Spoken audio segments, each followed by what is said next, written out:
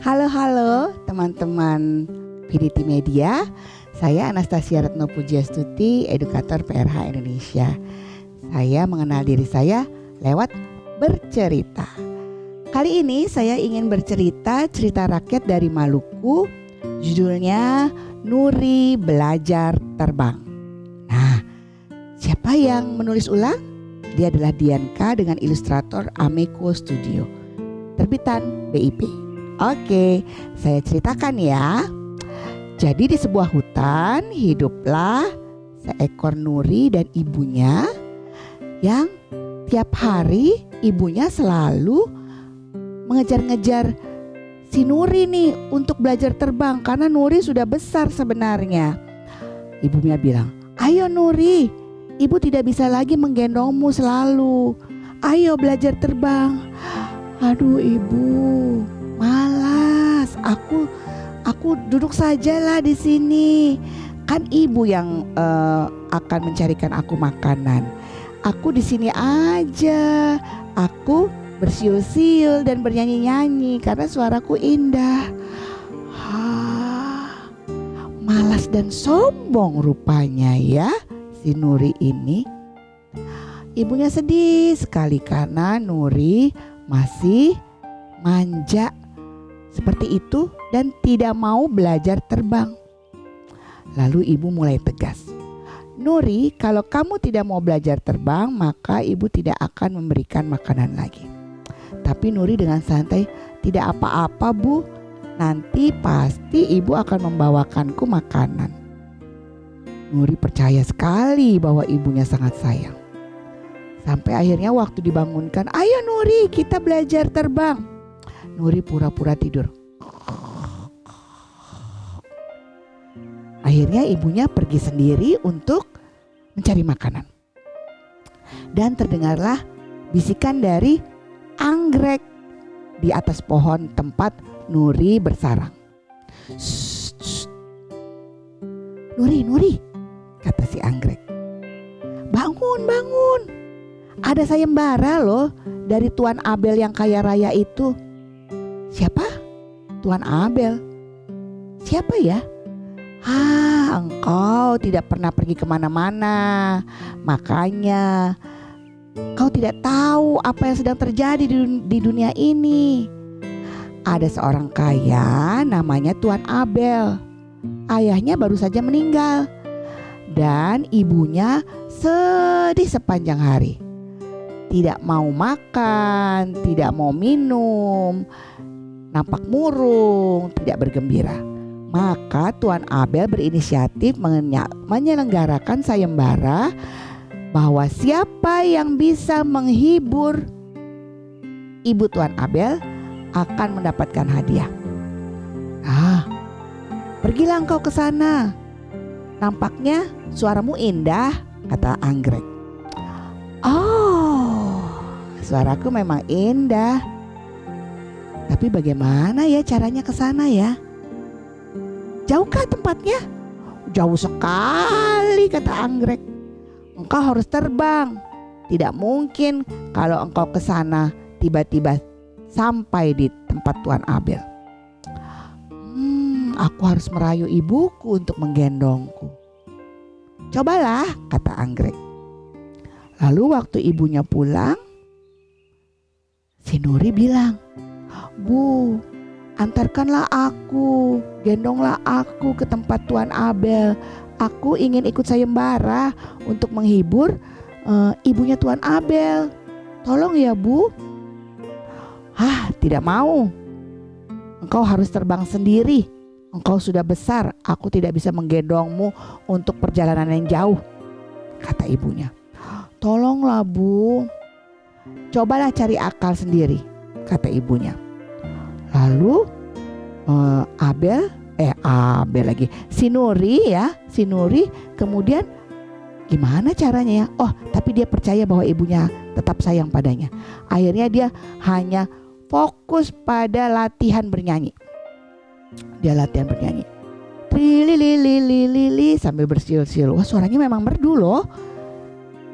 Tapi sudah mendekati hari sayembara, si Nuri belum dapat kepastian bahwa ibunya akan menggendong dia menuju rumah Tuan Abel. Dan pada hari sayembara akan berlangsung. Hai, nama saya Anastasia Retno Pujiastuti, biasa dipanggil Nana. Saya edukator PRH Indonesia.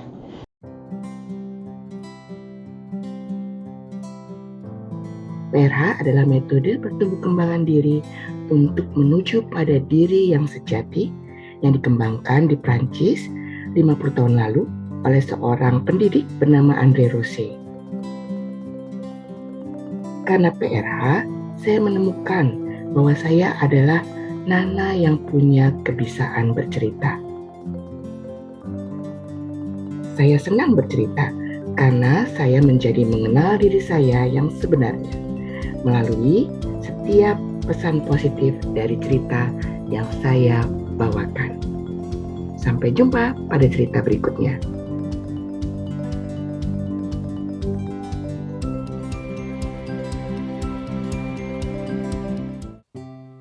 Dia mencari-cari ibunya. Ibu,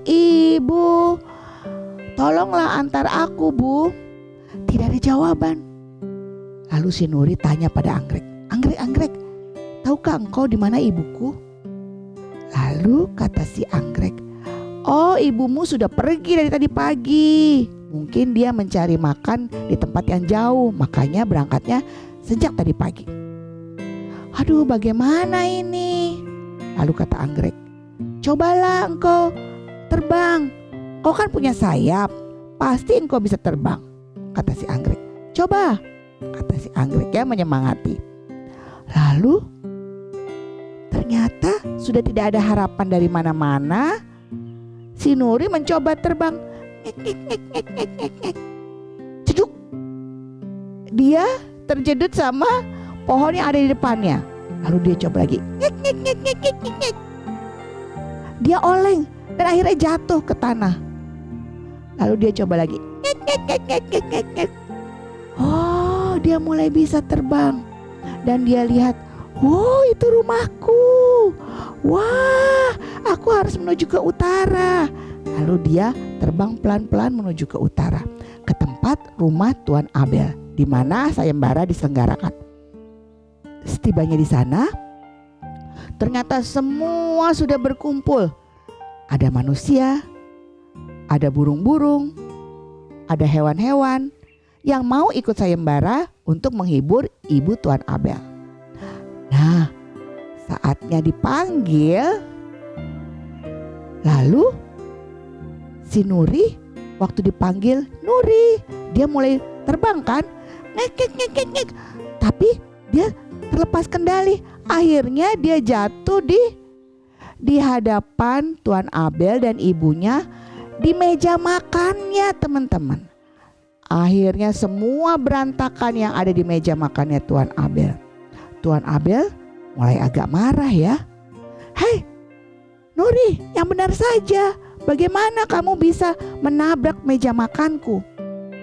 Lalu Nuri, maaf Tuan Abel, maafkan aku baru belajar terbang. Lalu apa yang mau kau lakukan untuk ibuku? Ini namanya bukan menghibur, namanya merusak, kata Tuan Abel. Hamba ingin menyanyikan sebuah lagu dengan suara hamba. Ya sudah, cepat. Kalau engkau tidak bisa menghibur ibuku, selain tidak mendapat hadiah, engkau akan kuhukum, kata Tuan Abel. Waduh, gawat ini. Akhirnya Nuri mencoba tenang dan kemudian dia mulai bernyanyi. Trilililililili. Ternyata ibunya Tuan Abel terhibur dengan suara merdunya. Dan ibunya Tuan Abel mulai tersenyum. Akhirnya Tuan Abel bilang, untung engkau berhasil untuk menghibur ibuku. Kalau tidak, engkau sudah kugantung karena merusak meja makanku. Akhirnya si Tuan Abel memberikan hadiah berupa biji-bijian makanan Nuri 1 karung penuh. Wah, ini bisa buat makananku sepanjang masa, kata Nuri. Nuri akhirnya pulang dan bergembira bersama ibunya. Ibunya bilang, Nuri, aku bangga denganmu. Begitu caranya, jangan sombong, jangan malas, dan jadilah pemberani untuk memulai sesuatu. Dan engkau sudah berhasil melakukannya. Aku bangga padamu. Dan Nuri sangat senang sekali. Selain hadiah, ternyata yang membuat dia bahagia adalah bagaimana dia berhasil mengalahkan kemalasan dan mengalahkan kesombongannya. Nah, teman-teman, itu cerita dari Maluku. Apa yang saya dapat dari cerita si Nuri ini? Saya merasakan bahwa semangat untuk berjuang, untuk meraih sesuatu yang hidup dalam misi hidupku adalah hal yang penting. Maka carilah misi hidup teman-teman semuanya dan raihlah dengan daya juang yang tinggi. Maka engkau akan mendapatkan kebahagiaan. Oke, kita ketemu lagi ya di cerita yang lain. Semoga bermanfaat untuk menemukan diri sendiri. Dah.